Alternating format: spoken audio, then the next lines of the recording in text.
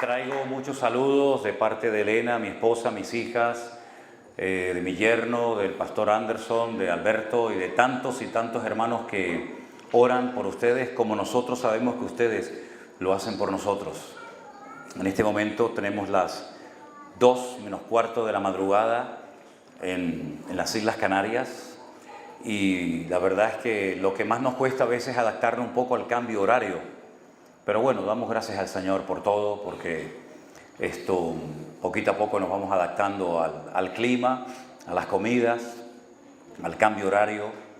A veces no sabemos si nos toca desayunar, almorzar, comer, pero bueno, estamos muy agradecidos y la verdad es que me ha sorprendido mucho ver a un grupo grande de hermanas que llevan hoy aquí todo el día cocinando. Y cada 5 minutos te preguntan, pastor, ¿tiene hambre? Pastor, ¿tiene hambre? Digo, no, hermana, no tengo hambre. Pastor, ¿quiere comer? Pastor, ¿quiere? Si hemos comido hace media hora. No, pero ¿quiere comer otra vez, pastor? No sé si ustedes quieren en que vayamos más gordos o no sé qué es lo que tienen entre manos, pero estamos bien, estamos bendecidos. Me acompaña el hermano Armando, que es el hermano que trabaja detrás de las cámaras, para hacer posible que los devocionales, el pastor online, los cultos y tantas cosas que hemos subido en estos últimos años, pues ustedes puedan disfrutar de ellas. Y también me acompaña un hermano que se llama Luis, que también ha venido para colaborar con nosotros y ayudarnos. Yo quiero que ellos levanten la mano en alto y le demos un aplauso a ellos también. Dios les bendiga. Gracias, hermanos. Gracias. Gloria a Dios. Estamos muy contentos de ver cómo el Señor ha bendecido esta obra, de ver cómo el Señor le ha dado crecimiento. Tienen un lugar realmente hermoso. Valórenlo, cuídenlo y úsenlo única y exclusivamente para la gloria del Señor.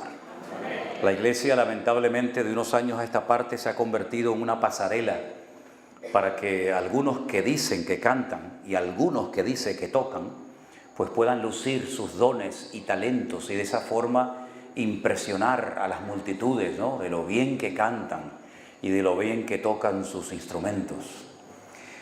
Y algunos utilizan la iglesia para encontrar a ese hombre que llevan tantos años buscándolo y no aparece, o a esa esposa, ¿no? Pero la iglesia no se diseñó para todo eso. Lamentablemente la iglesia se ha corrompido con los pasos de los años y para algunos es una fuente de ganancia. Pero la iglesia del Señor es lo más sagrado que está en este mundo. Y lamentablemente a veces como pastor paso auténtica vergüenza ajena de ver a personas que no se toman en serio la casa de Dios, la iglesia del Señor. Y por eso muchas veces los inconversos se burlan de los cristianos. Y por eso muchas veces la gente no quiere saber nada de las iglesias, ni de los pastores, ni de los cristianos, ni de nada. Porque han visto tanto mal testimonio y tantos malos ejemplos que muchos dicen, si ustedes son cristianos y viven así, yo no quiero saber nada de ese Dios ni de esa iglesia. Pero yo espero que esta congregación que el Señor ha levantado y ha sustentado hasta el día de hoy aquí en Tierra Alta sea un ejemplo a esta ciudad y que la gente diga, no, esa gente es diferente y esa gente mantiene su testimonio dentro y fuera de la iglesia. No ponen una carita de niños buenos y de santurrones en la iglesia y luego cuando salen por las puertas de la iglesia pues son igual o peor que los inconversos, sino que la gente pueda decir, no, estos jóvenes son diferentes. Estos matrimonios se aman y están unidos. Esta gente son verdaderamente gente honesta, gente respetuosa, gente que ama a Dios. Yo he estado observando en estos días que he llegado desde las Islas Canarias algunas de las cosas que aquí se dan exactamente igual que en Europa. Y hermanos, la maldad dice la Biblia que va a ir en aumento. La maldad se ha desatado en todas las naciones de la tierra de una forma terrible. La presión que reciben los jóvenes universitarios cristianos, los jóvenes, los adolescentes, los niños en las escuelas es terrible.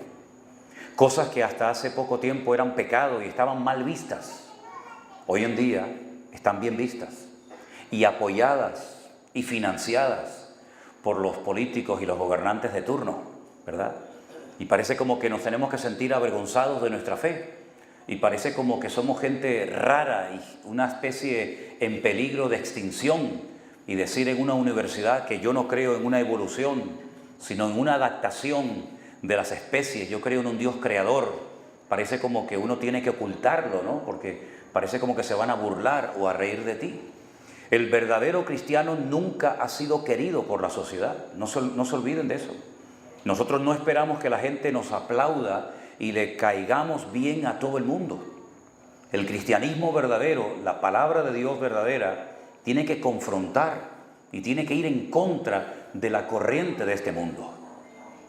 Hoy nos llevaron a un río que ustedes tienen cerca de aquí, y quiero decirles que hay un pez, uno solo en toda la creación, que después de pasar unos años en el mar, algo le pasa en su interior que decide remontar el río para ir al lugar donde nacieron, y es el salmón. El salmón es un pez que nace en el río, pasa un tiempo en el río, se fortalece y todo su metabolismo cambia de una forma extraordinaria para poder adaptarse al agua salada. Y después de unos años, cuando él sabe que ha llegado el momento de reproducirse y de morir, lucha contra corriente y llega o intenta llegar al mismo lugar donde nació años atrás. Todos los peces van a favor de la corriente, menos el salmón, que lucha para ir a un lugar a reproducirse y a morir. Y en cierto sentido nosotros los cristianos deberíamos de ser así, porque vamos en contra de la corriente de este mundo. Todos mienten, nosotros no apoyamos la mentira, sino somos defensores de la verdad. Todos roban, todos manipulan, todos hacen cosas malas y horribles. Nosotros queremos ir en contra de todo eso, porque sabemos lo que le agrada y lo que le desagrada a nuestro Dios. Amén, hermanos. La iglesia no es un lugar donde venimos solamente para ser bendecidos y para pasar un rato entretenido. La iglesia es una escuela. La iglesia es un lugar donde Dios quiere tratar con tu carácter y podar y arrancar de tu vida cosas que a lo mejor nunca te has dado cuenta que tenías ahí adentro, que han marcado un estilo de vida, una personalidad, pero el Señor quiere tratar contigo. Y espero que en esta noche, mientras escuches la palabra, estés atento y dejes que el Señor haga una obra en tu corazón. Sé que algunos de ustedes han hecho un gran esfuerzo por venir aquí. Sé que algunos de ustedes han conducido durante muchas horas y han gastado del dinero de su bolsillo para poder estar esta noche en este lugar. Yo sé que el Señor va a hablar a través de su palabra. Aprovechemos esta oportunidad, queridos hermanos. Cierra tus ojos un momentito. No te dejes distraer por nada ni por nadie. Y pídele al Señor en lo más profundo de tu corazón que te hable y te ministre. Y que cuando vayas a tu casa esta noche a comer, a dormir o lo que sea, tú puedas decir: hoy mi Señor me habló. Y yo sé lo que el Señor quiere de mi vida. Y sé los cambios que Él quiere producir en mí, Señor. Te pedimos, Señor, que nos hables a través de tu hermosa palabra. Que tú abras nuestros corazones, que estemos atentos a tu voz. Y que tu Espíritu Santo tome esta palabra, Señor, para traer madurez y crecimiento espiritual que tanta falta tenemos de ella. Ayúdanos, Señor, a estar pendientes. Queremos oír tu voz, Señor. Y queremos que tú te glorifiques en medio de tu pueblo en esta noche. En el nombre de tu amado Hijo Jesús, Señor. Amén y amén. La iglesia virtual no aparece en la Biblia, porque la iglesia virtual tiene como base no solamente la palabra de Dios, sino la tecnología. Y la tecnología que tenemos hoy en día, los cristianos no la tuvieron en los tiempos bíblicos. Tenían otros sistemas para difundir el Evangelio, como por ejemplo las cartas, el boca a boca. Pero hoy en día tenemos unos medios tremendos. Miren, ahora mismo, a través de ese pequeño ordenador o computadora, hay hermanos en muchas naciones de la tierra que nos están viendo y nos están escuchando en tiempo real. Esto era algo impensable en los tiempos del apóstol Pablo. Cuando una carta llegaba a lo mejor a la iglesia de Corinto, de Esmirna, o donde fuera, probablemente las horas, los días, los meses para que ese mensaje llegara a esa congregación eran inmensos. Pero hoy en día podemos ver en tiempo real a una persona que está en la otra parte del mundo. Y esto forma parte del mover de Dios en los últimos tiempos. Por eso, aunque muchos no entiendan el concepto, ni la repercusión y el alcance que está teniendo la iglesia virtual en el mundo, es realmente algo sorprendente. Porque en los últimos 2 años hemos alcanzado a más gente y hemos llevado a miles de personas a los pies de Cristo, cosa que no habíamos podido hacer en los últimos 40 años de nuestra vida.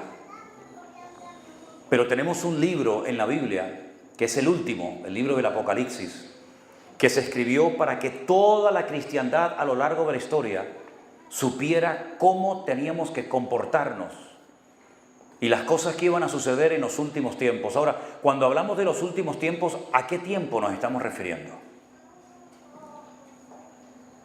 ¿A los tiempos del pasado? Evidentemente no. Estamos nosotros en este momento en los últimos tiempos. No les quepa la menor duda. Por eso los cambios que se están produciendo en la naturaleza son la evidencia de los cambios que se están produciendo en el mundo espiritual. Porque lo natural siempre refleja lo que está pasando en el mundo natural, en el mundo espiritual. Y por eso vemos que lugares donde antes nevaba, ahora hay sequías. Y lugares donde antes no llovía, ahora llueve torrencialmente. Y por eso vemos como el mar en algunos lugares se ha ido de la costa y en otros lugares ha subido de nivel. Hemos tenido recientemente en Canarias un volcán que ha destruido 3.500 casas, docenas de colegios, de carreteras. Y hacía 50 años que no explotaba un volcán en Canarias. Y hasta el otro día estaba soltando lava. Estamos viendo, queridos hermanos, cómo hay lugares donde ya no llueve. Y estamos viendo lugares donde antes llovía muchísimo, que ahora apenas caen 4 gotas, ¿verdad? Y estamos viendo iglesias que antes fueron muy usadas por el Señor, que hoy en día están en declive y en una crisis tremenda. Y estamos viendo más pecado dentro de las iglesias hoy en día en proporción que lo que vemos en las calles y en el mundo. Y todo esto es evidencia de que estamos en los últimos tiempos. Y esos últimos tiempos tienen muchas señales y muchas características y tenemos que conocerlas. El Señor no dijo cuándo iba a venir, sí dijo dónde. Pero el Señor nos dejó una serie de señales de información que tenemos que conocerlas e interpretarlas correctamente para poder saber cuánto tiempo falta antes de que Él venga. Cuando me vaya de Colombia, llegaré a casa y estaré 3 días. Y a los 3 días me voy a Israel. Y estaré allí un tiempo. Y cada vez que voy a Israel, veo que hay una expectativa, incluso en los inconversos, porque están esperando al Mesías. Para ellos el Mesías es un hombre normal y corriente con unas capacidades naturales tremendas y que permitirá traer la paz al mundo y la reconstrucción del tercer templo de Jerusalén. Nada más que eso. Sin embargo, cuando Juan escribe el libro del Apocalipsis, él manifiesta aspectos de la naturaleza, de la esencia del Señor Jesucristo que en ninguna otra parte de la Biblia encontramos. Fue tan grande la manifestación del Señor en la isla de Patmos a Juan que dice la Biblia que cuando él lo vio cayó al suelo como muerto.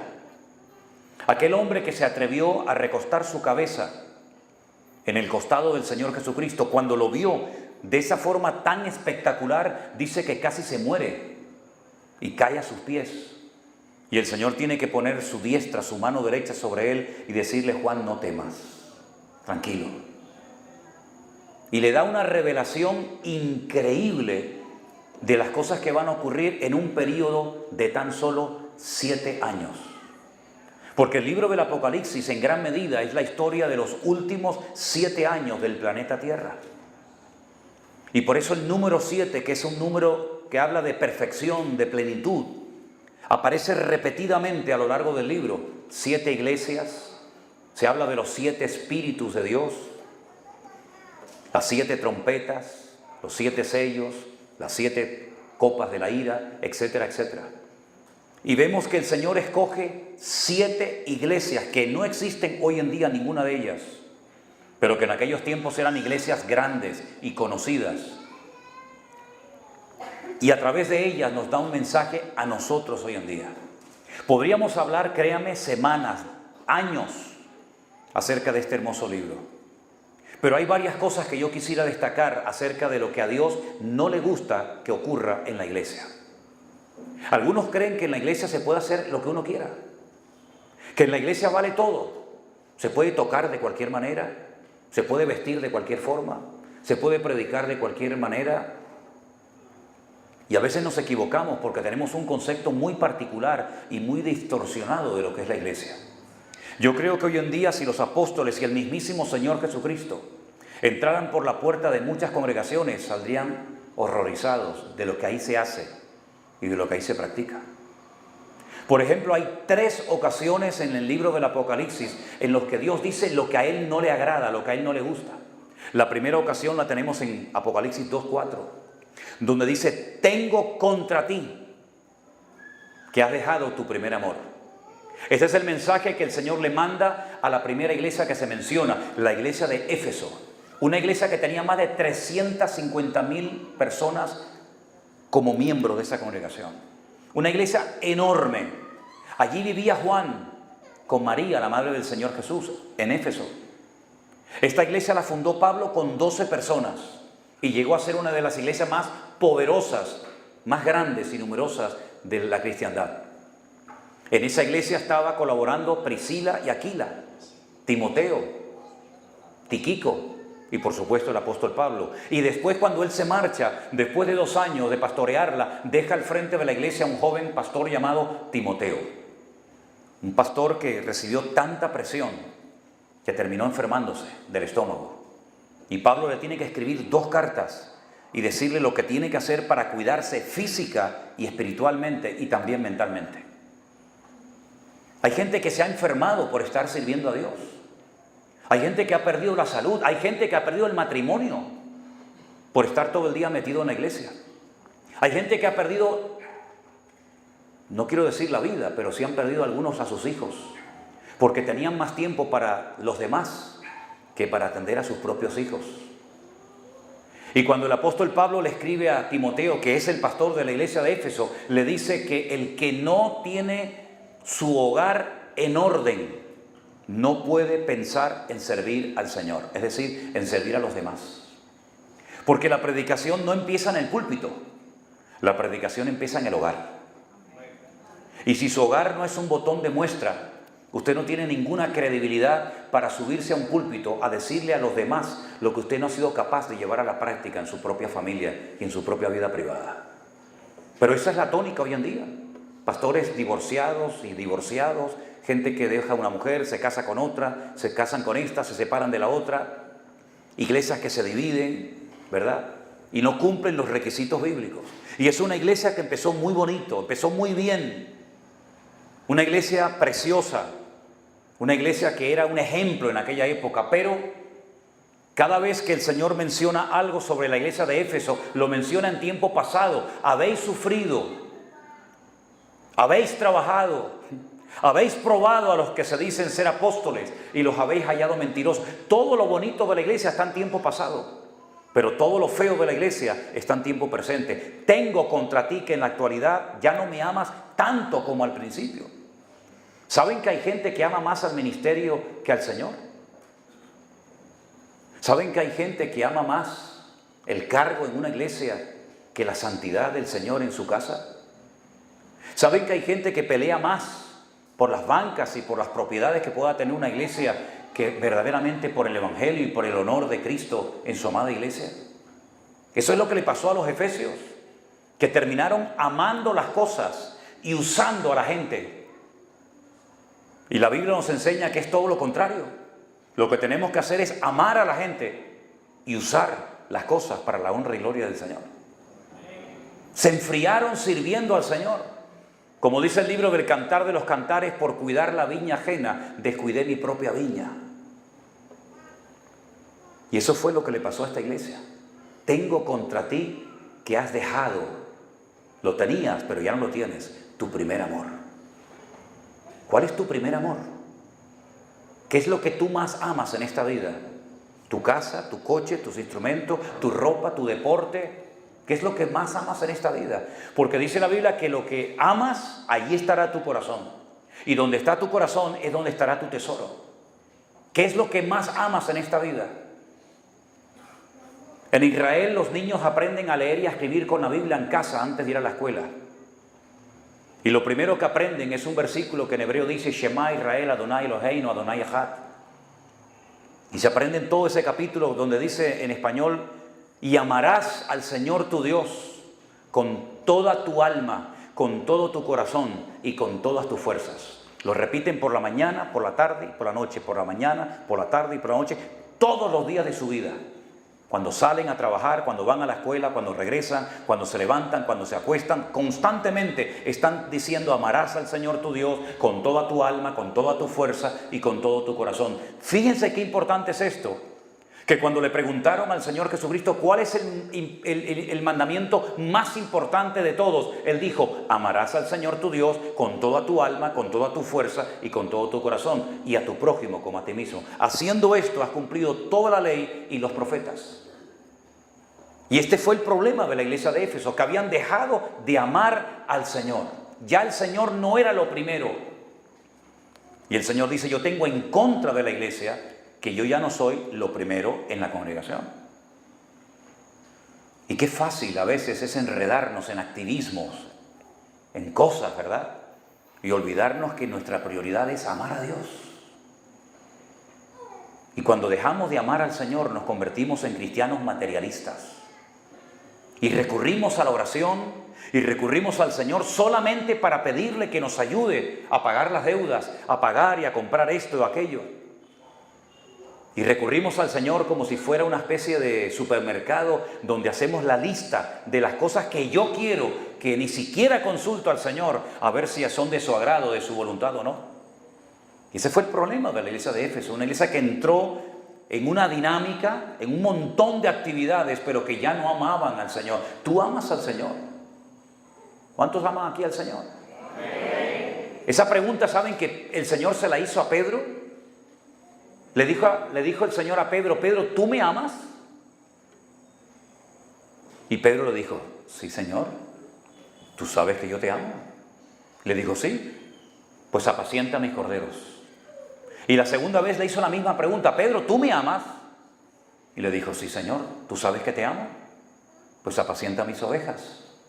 Y la tercera vez cuando le hizo la misma pregunta, dice que Pedro se entristeció.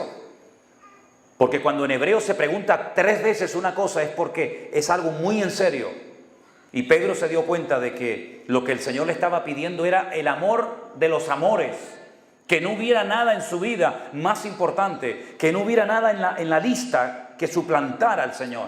Y entonces Pedro es cuando se entristece y le dice, Señor, tú lo sabes todo, tú sabes que yo te amo. Y es entonces cuando el Señor le da a Pedro una profecía que se cumplió después de unos años. Le profetizó cómo iba a morir. Yo creo que ninguno de los que estamos aquí, no lo sé, por lo menos yo, no sabemos cómo vamos a morir, ni dónde, ni cuándo, no lo sabemos. Pero Pedro sí sabía cómo iba a morir. Pedro sabía que él iba a morir de anciano, con una edad avanzada, crucificado en una cruz. Él no iba a morir de un infarto, él no iba a morir de viejo, él no iba a morir de un accidente ahogado en alta mar, él iba a morir crucificado. Y para más detalles, cuando llegó el momento de su crucifixión en Roma, pidió que le crucificaran con la cabeza para abajo y los pies para arriba, porque dice que no era digno de morir como su maestro. Él había dicho que amaba al Señor. Pues si amas al Señor tienes de alguna forma que demostrarlo. No con palabras, sino con hechos. Amén, hermanos. Ese era el problema de la iglesia de Éfeso, que ya no amaban al Señor como tenían que haberle amado siempre. ¿Amas al Señor? Entonces, ¿por qué dudas si amas al Señor? ¿Saben que el amor es la fuerza más poderosa del universo? Dice la Biblia que de tal manera amó Dios al mundo, que dio a su Hijo unigénito para que todo aquel que crea en Él no se pierda, mas tenga vida eterna. Fue el amor de Dios lo que hizo que se desprendiera por primera vez en la historia de su amado Hijo Jesús, sabiendo que lo iban a crucificar, sabiendo que lo iban a maltratar y clavar en una cruz. Fue el amor lo que hizo que Dios le dijera a su Hijo: ve a la tierra y muere por la raza humana, aunque no van a aceptarte la mayoría de ellos. Fue el amor de Dios lo que hizo que buscara a Adán y a Eva cuando estos se escondían de su presencia, porque recién habían pecado. Fue el amor de Dios el que motivó a ir a Galilea caminando para decirle a Pedro: tú me amas, Pedro. Es el amor lo que mueve la rueda del universo. Ninguno de nosotros estaríamos aquí ni siquiera vivos si no fuera por el inmenso y maravilloso amor de Dios. Probablemente algunos de nosotros estaríamos muertos si Dios no nos hubiera amado con la magnitud y con la repercusión con la que nos ama. Por eso, mis queridos hermanos, el apóstol Pablo entendió este concepto del amor y dijo: ahora permanecen la fe, la esperanza y el amor. Estos tres, pero el mayor de ellos es el amor.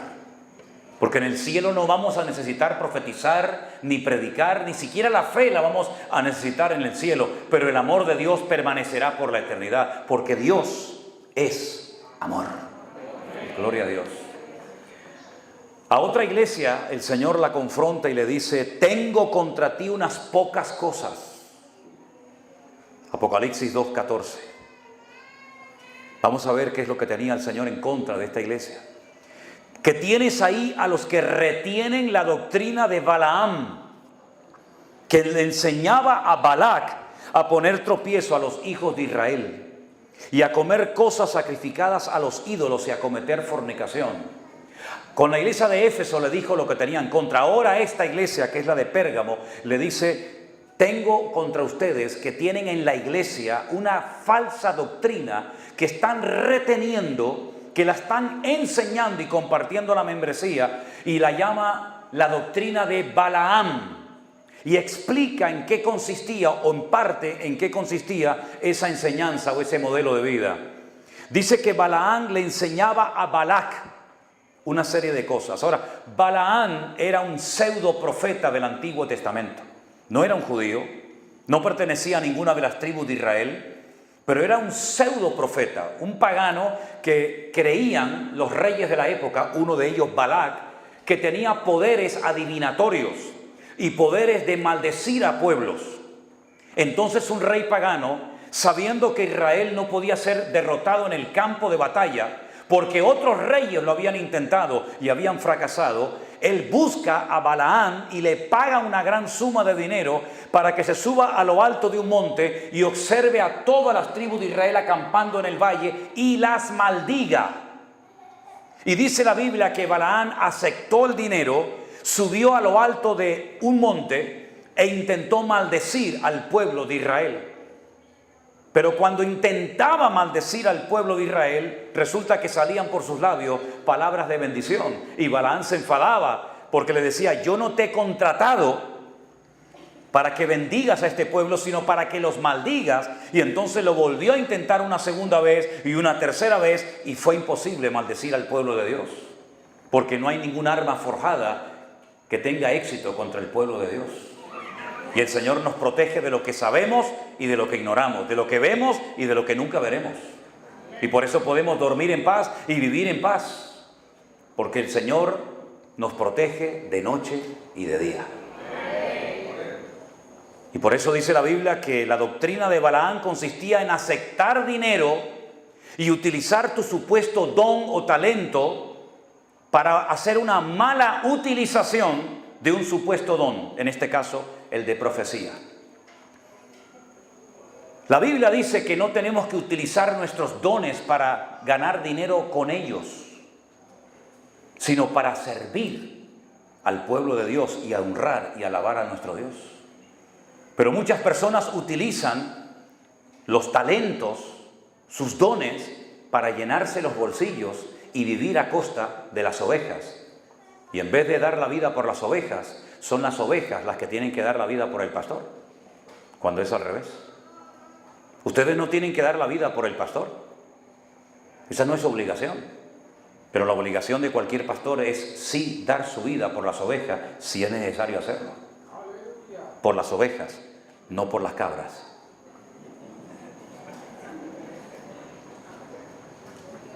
Retienen la doctrina de Balaam. Es decir, hay gente en esa congregación de Pérgamo que está enseñando falsas doctrinas en la iglesia. Y una de las cosas que enseñaban era que se podía comer cosas que previamente habían sido sacrificadas a los ídolos. Permítame que les explique esto brevemente. En aquellos días, las personas que se dedicaban a vender productos cárnicos, lo que hacían era que previamente presentaban esos animales en sacrificio a sus dioses. Y después, una vez que supuestamente habían quedado bien ante sus dioses, cogían esa carne, ese buey, ese toro, lo que fuera, lo troceaban y lo vendían al público, y así mataban 2 pájaros de un tiro. Por una parte adoraban a su Dios con ese sacrificio de ese animal, y por otra parte después ganaban dinero. Y eso era presentar sacrificios de animales a ídolos. En el concilio de Jerusalén, en el capítulo 15, se le dijo a los creyentes de la época que se abstuvieran de ciertas carnes, de ciertos alimentos, para que hubiera armonía en la iglesia, para que hubiera amor y unidad entre el pueblo de Dios y no discordia. ¿Qué fue lo que pasó en esta congregación?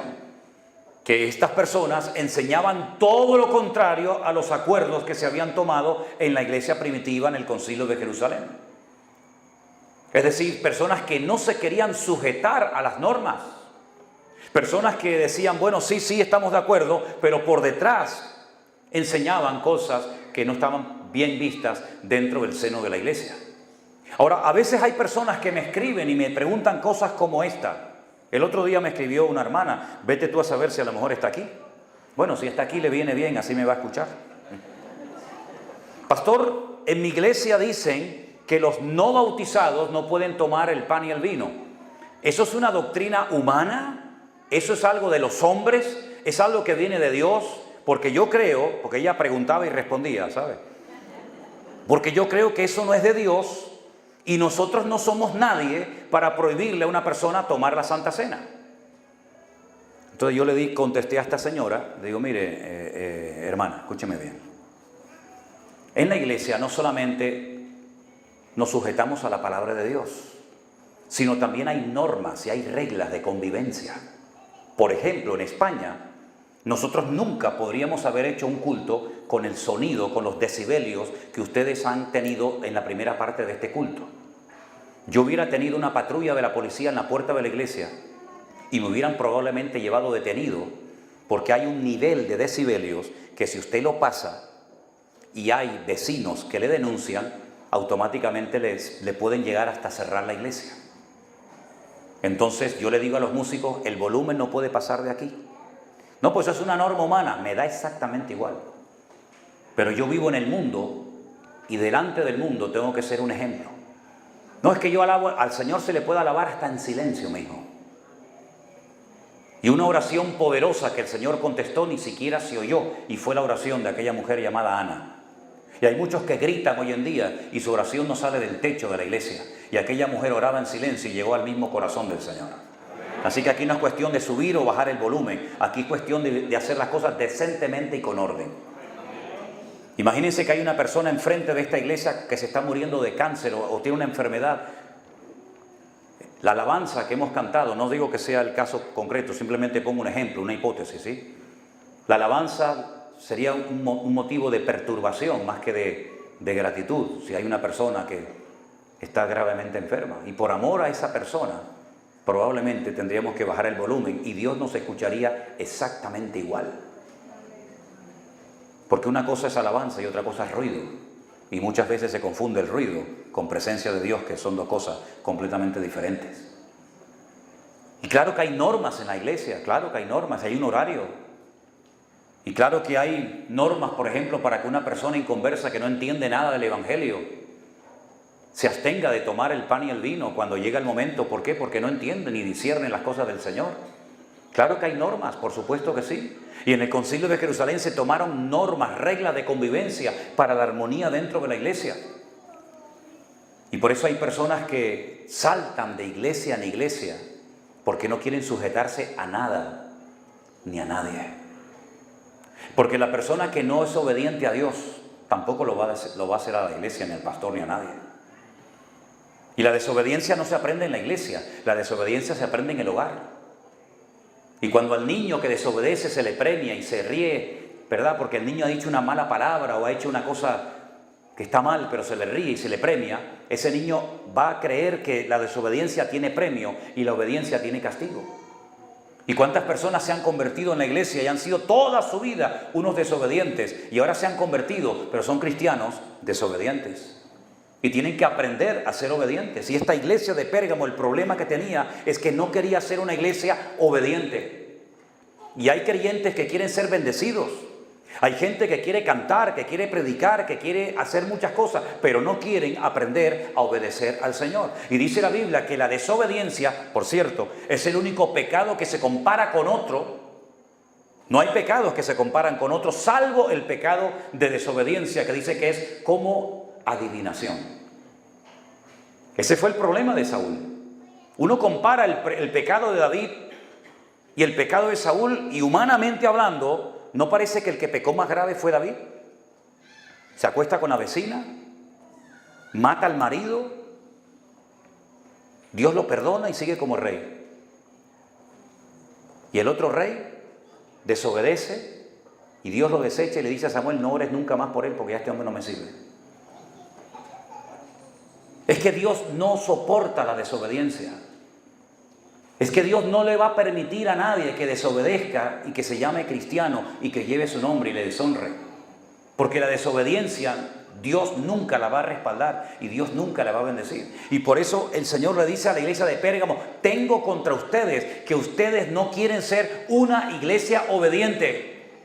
¿No dice la Biblia en Hebreos que por lo que padeció aprendió obediencia? Es que lo dice literalmente el versículo. ¿Y de quién está hablando ahí el autor? Del Señor Jesucristo. Se lo vuelvo a repetir. Y por lo que padeció, aprendió obediencia. La obediencia hay que aprenderla. No puede ser una asignatura pendiente en tu vida. No puede ser una asignatura pendiente en los jóvenes de la iglesia. Bueno, son jóvenes. Dicen algunos. Como son jóvenes, parece que tienen licencia para ser desobedientes. Pues no, señor. Si tú te acostumbras a ser un joven desobediente, serás un adulto desobediente y serás un cristiano que deshonra al Señor. No empieces a aprender a ser obediente con 40 años, porque a lo mejor no vas a aprender. Se aprende a ser obediente desde la cuna. Se aprende a ser obediente desde temprana edad, para que cuando llegues a un cierto nivel y edad en tu vida, no te cueste decir: amén, Señor, estoy dispuesto a ir a donde sea, comer lo que sea o ir a donde tú me digas. ¿Por qué? Porque he aprendido, he interiorizado que lo que agrada al Señor es un corazón obediente, como el de Cristo, que era obediente. Hasta el punto que en el huerto de Getsemaní le dijo al Padre: Padre, no se haga mi voluntad, sino tu voluntad. Y él sabía que la voluntad del Padre era morir. La voluntad del Padre no era salvarlo de la muerte.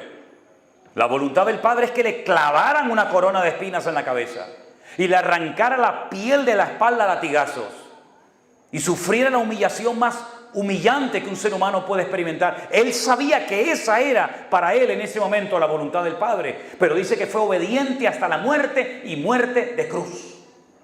¿Cómo llegó a ese nivel de obediencia?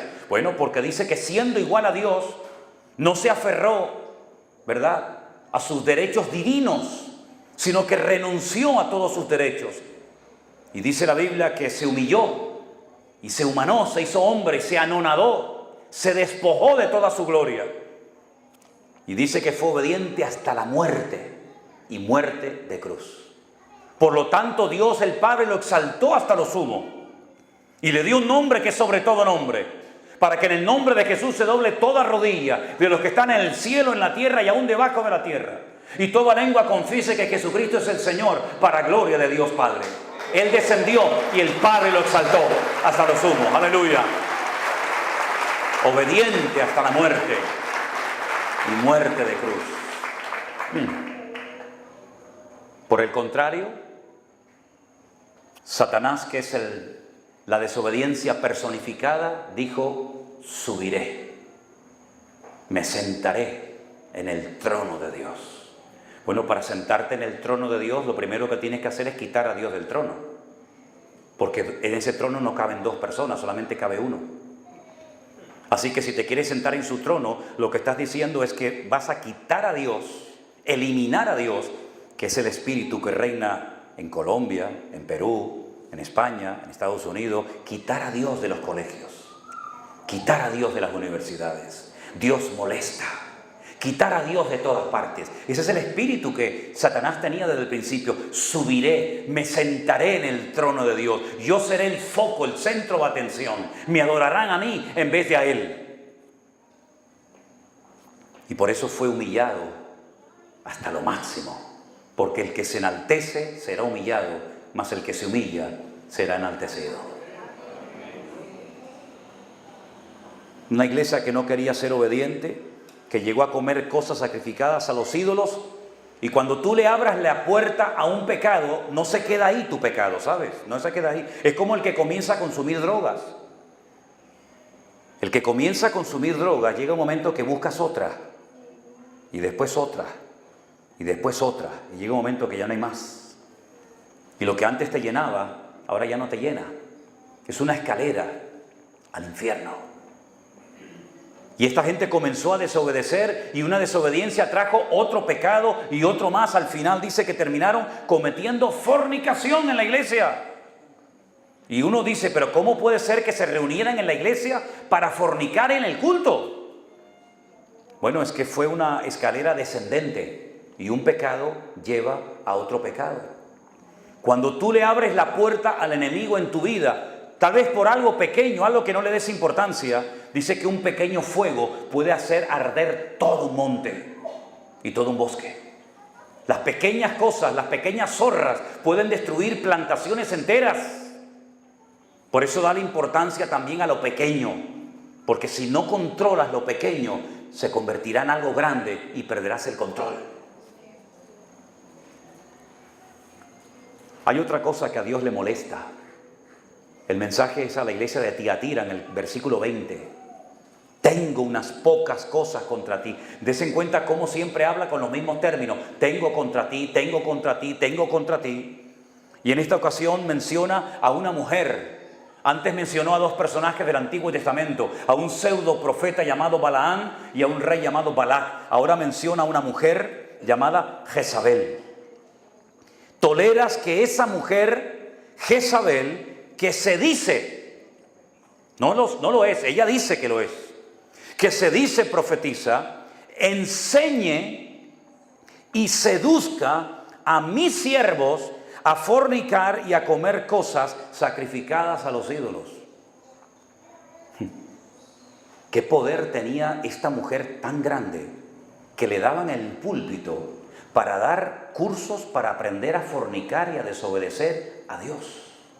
Imagínense, hermano, no se pierdan el culto del próximo día, que va a venir una hermana a enseñarnos a pecar. Uno dice, pero estamos locos. Este pastor se ha vuelto loco. Bueno, eso es lo que pasa cuando al pastor se le permite que haga en la iglesia lo que le dé la gana. Porque como dice que no hay que tocar al ungido de Jehová. No, a este lo que hay que entrarle una manta de palos. Tocarlo no, a palazos hay que darle a este. Porque esta señora llamada Jezabel llegó a ese nivel de influencia destructiva en la iglesia, porque el ángel de la iglesia, que en este caso era el pastor, le había tolerado, le había permitido a esta señora, que ella dice que era profeta, a que enseñara a fornicar a los siervos del Señor y otra vez a romper las normas de convivencia, como era comer cosas sacrificadas a los ídolos. Ahora, los comentaristas dicen que a lo mejor no se llamaba realmente Jezabel, sino que la comparan con aquella mujer perversa del Antiguo Testamento llamada Jezabel. ¿Quién era Jezabel? Jezabel era una mujer de Fenicia, no era judía, que se casó con un rey llamado Acab. Y el rey Acab llegó a ser el hombre más perverso que jamás ha existido, un rey terrible. Pero dice que esta mujer, su esposa Jezabel, lo incitaba a pecar. Ella le enseñaba a pecar, y dice la Biblia que llegó a despifarrar la fortuna del reinado promocionando el culto falso a Baal. La historia de verdad de los profetas de Baal que fueron digamos degollados en el monte Carmelo, todo eso, ¿verdad? Esta mujer llamada Jezabel estaba ejerciendo una mala influencia dentro de la iglesia y utilizaba, haciendo un mal uso de falsas profecías para engañar al pueblo de Dios. ¿Cuánto daño ha hecho las falsas profecías en las iglesias? ¿Verdad? ¿Se dan cuenta que muchos de los que se llaman hoy en día se llaman apóstoles o profetas, no son ni una cosa ni otra? Dios te va a bendecir, Dios te va a prosperar, vas a ser grande, Dios te va a llevar a las naciones.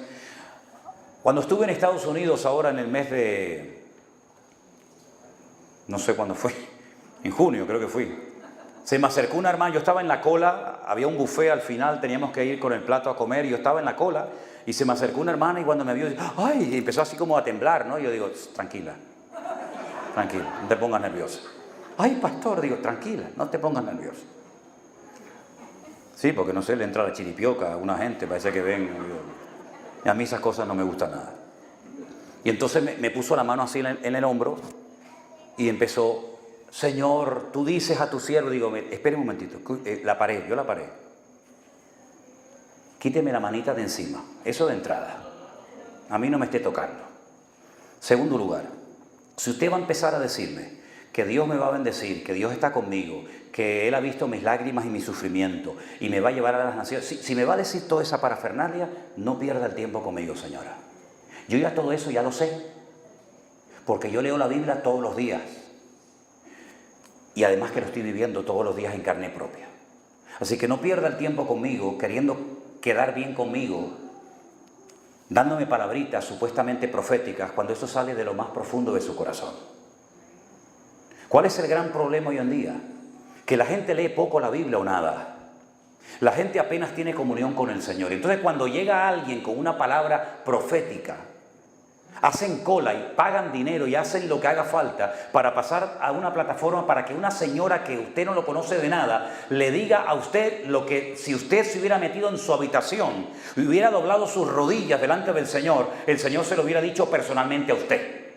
Porque yo tengo comunión con mi Padre, yo no necesito que mi Padre le hable a usted para que usted me venga con el chisme a mí. A mí me molestaría mucho que mi hija tuviera que ir a cualquiera de ustedes a decirle, vete y dile a mi padre tal cosa. Digo, no, a mí no me vengas con eso. Usted viene directamente a su Padre. ¿Y cuántas veces lamentablemente se confunde palabras de aliento, palabras de ánimo con palabras proféticas? Y esta señora, pseudo profeta como Balaam, intentaba crear una expectativa en la congregación. Mire, una de las profecías que me dieron a mí, cuando Elena, mi esposa, la única que tengo, por cierto. No, porque hace poco me dijeron que hay un pastor por ahí que tiene 16 esposas. Digo, wow, madre mía. Ese no es el problema. El problema son las 16 suegras que tiene. Pero cuando Elena estaba embarazada de mi primera hija, llegó una hermana muy bien intencionada. Yo no pongo en tela de juicio las intenciones, pero el fin no justifica los medios. Y entonces le puso la mano encima de la cabeza a mi mujer y le dice, hermana, yo veo que tiene un niño morenito. Y yo creo que el Señor lo hizo a propósito. Tuvo una niña rubia, blanca como la leche. Vamos a ver. A mí me da igual si tengo niño o niña, lógicamente, otra cosa no. Pero si tengo niño o niña me da igual si es rubio, moreno. Bueno, vamos a ver. Si sale negro es otra cosa, porque con todo mi respeto, si me sale un niño negro y el vecino de arriba es negro, tenemos un serio problema. ¿Me entiendes? Pero siempre y cuando entre dentro de una normalidad, de verdad, de una gama de colores más o menos, ¿verdad? Dentro de lo que uno es, pues todo está bien. Pero hermano, no seamos ingenuos. No seamos ingenuos. La mayoría de las supuestas profecías que se dan hoy en día Muchas veces no son profecías ni nada, porque ¿sabe lo que ocurre? Al profeta en el Antiguo Testamento no se le ponía la lupa, no se le podía cuestionar, porque era la voz de Dios, porque no había Biblia. Pero hoy en día, según la Biblia, en el Nuevo Testamento, a los que vienen con palabras proféticas dice que la iglesia tiene que juzgar, analizar, filtrar, ver si realmente lo que ha dicho es 100% bíblico o no.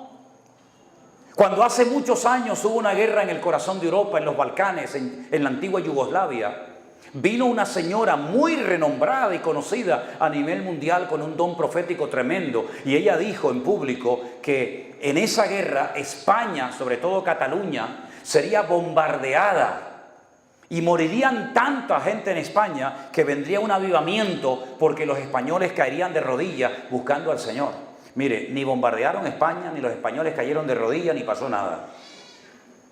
Pero nadie se acuerda de aquello. En la Biblia a los falsos profetas, ¿saben lo que se les hacía? No se les daba ramos de flores, ni se les llevaba hoteles de 5 estrellas. En la Biblia a los falsos profetas se les mataba a pedradas. Eso es lo que pasaba en los tiempos de la Biblia. Y si hoy en día hubiera más conocimiento de la palabra de Dios, no hubieran entrado tantas falsas doctrinas dentro de las iglesias como lamentablemente han ocurrido. Recientemente estuve en Italia y un pastor un día en el púlpito dijo que el Espíritu le había hablado que la iglesia ese día tenía que cubrirlo, taparlo con dinero.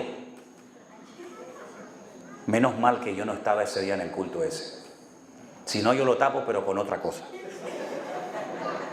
Pasa que no me pasan a mí nunca estas cosas. No me pasan a mí estas cosas. Y entonces el pastor se tumbó así, como si estuviera dormido en la plataforma, pero dijo, no me pongan monedas, porque las monedas si me las ponen salen rodando y entonces no, tienen que taparme con billetes. Y la iglesia pasó y tapó al pastor con billetes. Y entonces yo hice un culto unido en otra iglesia y me llega una hermana y me cuenta esto. Y le dije, ¿y usted qué hizo? Y dice, no, pastor, yo pasé al frente y lo tapé con billetes. Y yo, entonces, ¿para qué me viene usted a mí a contar este chisme? Si usted es peor que él. Usted es copartícipe de eso. Salga corriendo de allá adentro, le dije. Y salió corriendo y se fue. Miren, hermanos, hace falta elevar el nivel de madurez de la iglesia del Señor. Dice la Biblia que los judíos cuando oían al apóstol Pablo predicar comparaban, indagaban, escudriñaban las escrituras para ver si lo que ese hombre que no conocían de nada les enseñaba la palabra o eran cuentos. Y la Biblia dice que alaba a esos hombres diciendo que eran más nobles que los de Tesalónica, porque cada día escudriñaban a la luz de las Sagradas Escrituras si lo que el apóstol Pablo les enseñaba era Biblia o eran cuentos. Y eso es lo que tenemos que hacer hoy en día. Por eso en nuestro ministerio, el Centro Evangélico Vida Nueva, enfatizamos tanto, lean la Biblia, lean la palabra, escudriñen las Escrituras, no dependan de un púlpito, no dependan de una predicación de un domingo, sino sean autodidactas. ¿Por qué se creen ustedes que Dios metió a millones y a millones de cristianos en todas partes del mundo en las casas durante meses? ¿Para que vieran la televisión? ¿Para que se rascaran la panza? No, para que tuvieran tiempo para orar, para comparar a la luz de las Sagradas Escrituras si lo que estaban oyendo en sus congregaciones era realmente bíblico o no lo era.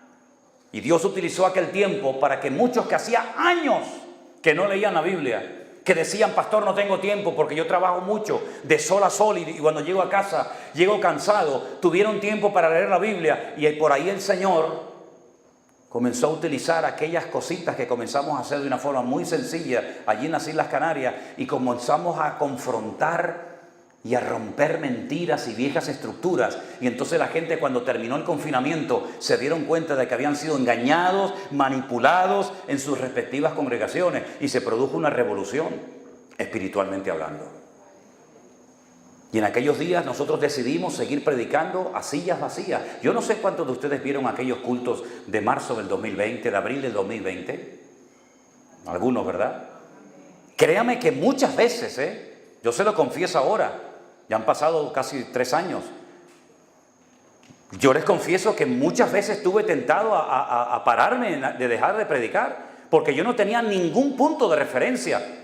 El punto de referencia de un pastor en un culto es el público, es la congregación. Pero yo no tenía ningún punto de referencia. Unas cámaras ahí que se encendían, que nuestro hermano Armando las controlaba desde su casa. Pero yo no tenía una computadora, yo no tenía cifras, yo no tenía nada. Y yo predicaba por fe, a sillas vacías. Pero el Señor en aquel tiempo nos preparó, nos entrenó, nos usó. Y nos hemos dado cuenta de que aquellas sillas sí estaban vacías. Pero un día, me acuerdo un domingo cuando estuve a punto de decir, corta, no, vamos a dejar, nadie está viendo esto. Esto es una locura. A los pocos días, y conocí a esa hermana en Estados Unidos, en este viaje que hice recientemente, una hermana que durante mucho tiempo no sabía quién era, mandó un mensaje y decía, pastor, si en algún momento usted está predicando y siente que nadie les está viendo, que nadie está pendiente de lo que ustedes están transmitiendo, quiero que sepa que ese momento, ese día, es cuando más gente le está siguiendo. Aquello sí que vino de parte del Señor, ¿saben? Aquello sí que vino de parte de mi Dios. Porque me dio una fuerza y un deseo de hacer aquellos cultos a puertas cerradas sin que nadie nos viera. Claro, nosotros pensábamos que iba a ser un domingo, 2, 3, como mucho. Aquello era eterno, aquello no terminaba nunca. No podíamos salir a las calles salvo los que teníamos perro. Y como yo tengo un perro, me dio la vida porque salía por la ciudad a pasear al perro. Ahora, el perro estaba agotado. Agotado. Lo sacaba por la mañana, por la tarde, por la noche, por la mediodía.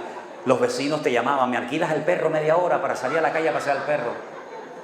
Los perros estaban, ya no daban más los pobrecitos.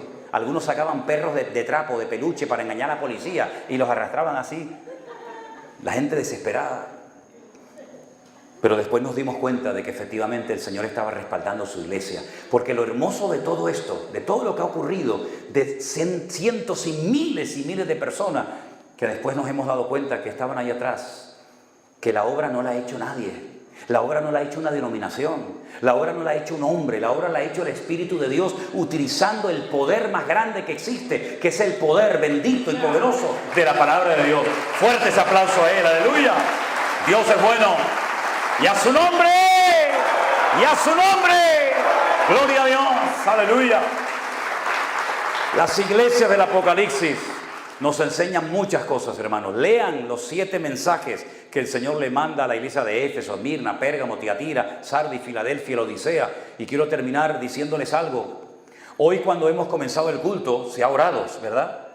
Se presentó el culto en oración al Señor y hemos creído desde el momento que comenzó este culto hasta que nos marchemos de aquí, que el Señor está entre nosotros. Claro que sí. Nosotros no hemos venido para vernos las caras. Nosotros hemos venido para adorar a Dios. Pero la última iglesia, la última que se menciona en el libro del Apocalipsis, que es la iglesia de Laodicea, comenzó el culto y el Señor no estaba en la iglesia. Ahí aparece ese versículo tan conocido que muchos cristianos se aprendieron de memoria. He aquí yo estoy a la puerta y llamo. Si alguno oye mi voz y abre la puerta, entraré a él, cenaré con él y él conmigo, ¿verdad? Entonces, ¿a quién le cantaba esa gente? Lo habían dejado fuera, metafóricamente hablando. Y habían comenzado el culto y el Señor no estaba en la iglesia. Lo mismo que le pasó a José y María, que se fueron a Jerusalén a celebrar la fiesta y volvieron de la fiesta rumbo a donde ellos vivían, a Nazaret. Y dice la Biblia que José pensando que el niño estaba con María y María pensando que el niño estaba con José, pasaron 3 días hasta que se dieron cuenta de que no estaba ni con uno ni con otro y habían perdido al niño. Y tuvieron que volver marcha atrás a Jerusalén. Y el Señor Jesús estaba en el templo, volviendo loco con preguntas y respuestas a los doctores de la ley. Lo perdieron y no se habían dado cuenta. Lo mismo le pasó a Sansón. Se acostumbró a pecar y a pecar y a pecar, hasta que dice la Biblia que el Espíritu de Dios se fue de él y no se había dado cuenta. Lo mismo le pasó a Saúl, que se apartó el Espíritu del Señor de él y no se había dado cuenta. Y lo mismo le pasó a la iglesia de Laodicea. Incluso llegaron a presumir y dijeron, nos hemos enriquecido, de ninguna cosa tenemos necesidad. Y el Señor, cuando confronta a la iglesia, emplea calificativos durísimos y les dice: ustedes son pobres, ciegos, desnudos, miserables, desventurados. Habían perdido el olfato, el discernimiento espiritual. ¿A quién le cantaban? ¿A quién adoraban? No sé, pero al Señor no, porque lo habían dejado fuera. Lo mismo le pasó a la amada del Cantar de los Cantares, ¿se acuerdan? Que dice la Biblia que se había lavado los pies y estaba acostada, y a medianoche llega el amado y toca a la puerta. Amada mía, paloma mía, lo que todos le decíamos a la mujer antes de casarnos con ella, ¿se acuerdan? Ahora es cuerva, cuervo, buitre, antes era paloma, gorriona mía, ¿eh? ¿Qué le parece? Antes era el lunar, ahora es la verruga. Ay, Señor.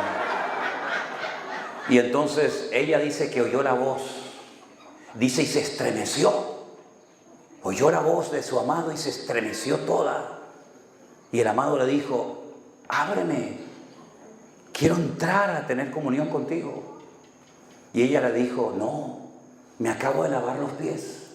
Si me levanto me los ensucio, me los mancho otra vez. No merece la pena mancharme por ti, amado. No merece la pena hacer ningún tipo de esfuerzo por ti, amado mío. Te quiero, pero déjame como estoy. Y entonces el amado se va. Y entonces ella se percata del error terrible que ha cometido y se levanta y abre la puerta y su amado no estaba. Olió y decía: uy, aquí estuvo él.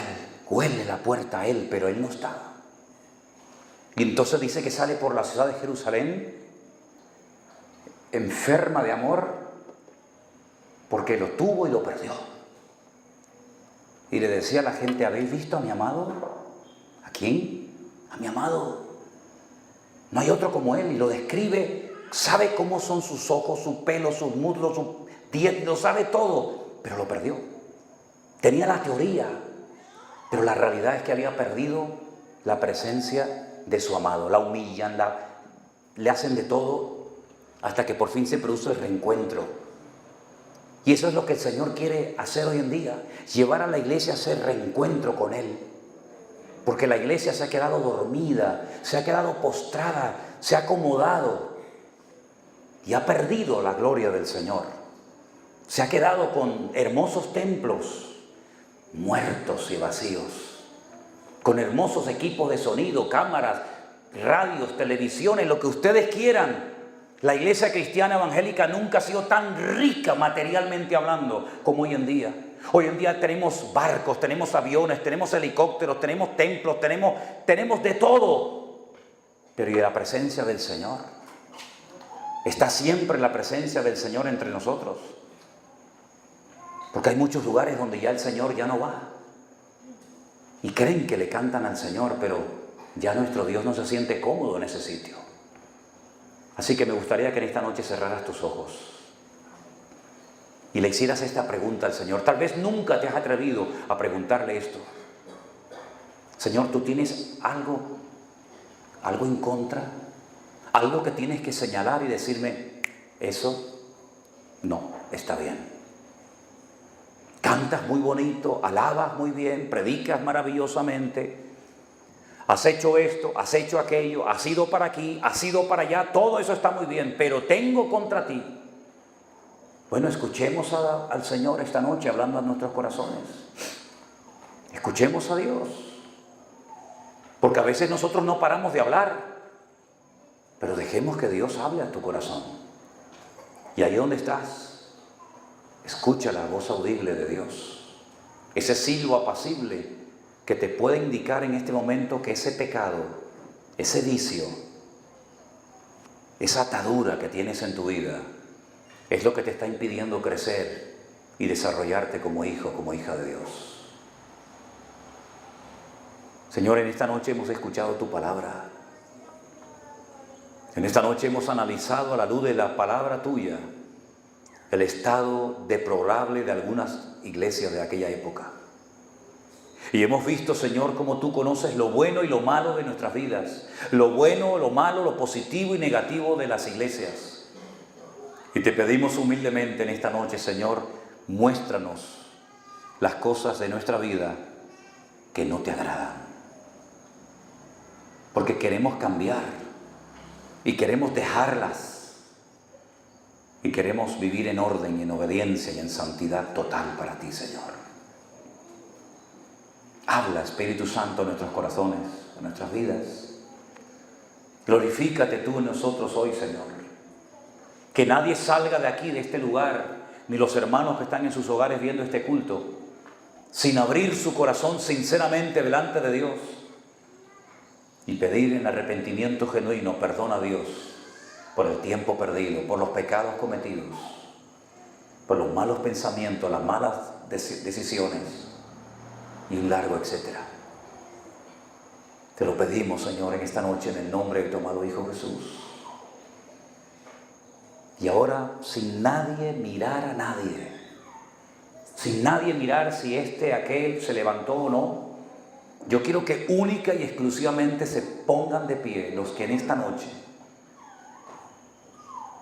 hayan sentido en su corazón que Dios te ha mostrado, que Dios te ha iluminado un área, algo que tienes que entregarle esta noche mismo al Señor antes de que te marches de este lugar. Y ahí puesto de pie vamos a orar juntos al Señor, pidiéndole al Señor que arranque hoy para siempre ese vicio, ese pecado que no has podido controlar hasta el día de hoy.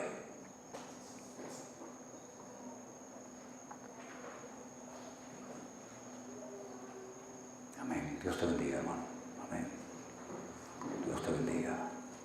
Esto es algo muy personal, nadie mirando a nadie, por favor.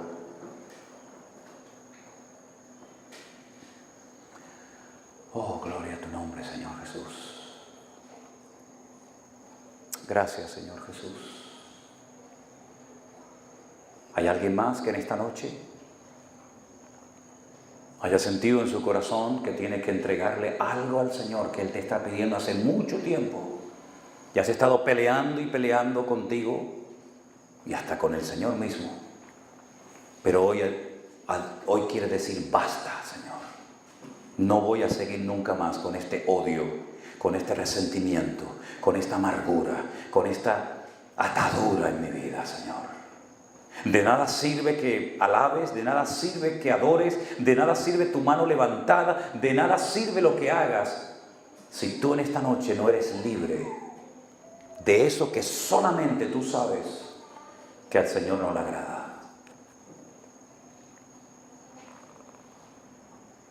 Señor, tú que escudriñas la mente y el corazón, tú ves nuestras vidas en este momento, Padre. Y yo te ruego en el nombre de Jesús que estos hijos e hijas tuyas que hoy se han parado, que hoy se han puesto de pie delante de tu trono, porque tú les has hablado a través de tu palabra, que hoy puedan comenzar a notar esos cambios, esa auténtica liberación de sus vidas, y que nunca más vuelvan a caer en eso, porque tu palabra dice: conoceréis la verdad y la verdad os hará libres. Y oramos, Señor, para que esa libertad gloriosa de la cual tú quieres que disfrutemos, que tú ganaste, que tú obtuviste en la cruz del Calvario por nosotros, se haga realidad en mi vida a partir de hoy, Señor. Gracias por la libertad que me das. Gracias por el gozo que me das. Gracias porque ninguna condenación hay para los que están en Cristo Jesús, Señor nuestro. Los que no andan conforme a la carne, sino conforme al Espíritu. Señor, hoy ponemos delante de ti esto que tú conoces, Señor, para nunca más ser esclavos de eso que te ponemos hoy a tus pies. Y yo quiero que digas conmigo: Señor Jesús, te doy muchas gracias, porque tu libertad me acompañará todos los días de mi vida. Y gracias y gloria te doy, porque soy libre en el nombre de Jesús. Amén y amén. Denle ese fuerte aplauso al Señor en esta noche. Aleluya. Pónganse de pie todos y denle ese aplauso fuerte al Señor. Aleluya. Gracias, Señor. Somos libres, libres para alabarte, libres para servirte. En el nombre de Jesús. Alabado sea tu nombre, Dios. Gloria a tu nombre, Señor. Gracias, Padre. Aleluya. Quiero que saludes a tu hermano más cercano, que le des un abrazo y le diga, hermano, disfruta de tu comunión y de tu relación con el Señor. Aleluya. Dios les bendiga, mis queridos hermanos.